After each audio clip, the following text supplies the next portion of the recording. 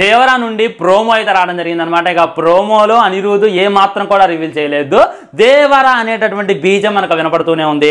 All divorce Devara అనేటటువంటి బీజంతో కలిపి ఒక మ్యూజిక్ ఇచ్చేటటువంటి ప్రయత్నం చేసిందనమాట. ఇంకా ప్రోమో చూసిన తర్వాత హుకుమా బొక్క తప్పుకోరా ఉంగమ్మ దేవరుడు దిగిండు. సునామీ ఎప్పుడైనా సరే చెప్పకుండా వస్తుంది, కానీ ఒక్క సునామీ చెప్ప దిగబోతోంది, అదే మన దేవరుడు.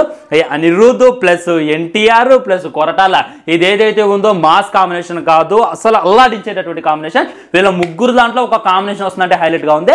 ఇక ఒక పాట రాబోతోంది, అది హుకుం సాంగ్ మించి ఉంటుంది, జైలర్ బీజం కి మించి దేవర ఉంటుంది అని తెలియజేసిన తర్వాత ఇక ఏ రేంజ్ లో ఎక్స్పెక్టేషన్స్ ఉంటాయి ఫ్రెండ్స్, ఆ ఎక్స్పెక్టేషన్స్ అన్నిటి కూడా మ్యాచ్ అవుతూ వెళ్తుంది అనమాట. ఫస్ట్ మనం టీజర్ గురించి మాట్లాడుకోవాలి. దేవరా అన్నప్పుడైతే నిజంగా ఎంటికలు నిలబడ్డాయి అనమాట. సో ఈ బీజం అప్పుడు కూడా అదే రకమైనటువంటి ఫీలింగ్ కలిగింది. సో ఇందులో డాన్స్ ఎక్స్పెక్ట్ చేయమాకండి, అది ఇది ఏం ఎక్స్పెక్ట్ చేయండి, మొత్తం కూడా ఎలివేషన్ కి సంబంధించి ఉంటుంది అనమాట. ఒక షాట్ లో చూసుకున్నట్లయితే ఎన్టీఆర్ అన్న పడవ మీద వెళ్తాడు, ఒక షాట్ లో చూసుకున్నట్లయితే సముద్రంకి వెళ్ళి చూస్తున్నాడు అనమాట.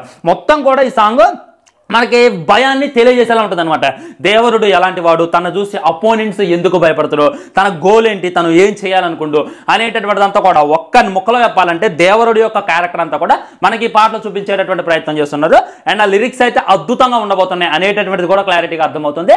మనం థియేటర్లో ఎంత ఎంజాయ్ చేయాలనుకుంటున్నాం దానికి మించినటువంటి ఎంజాయ్ ఉంటుంది.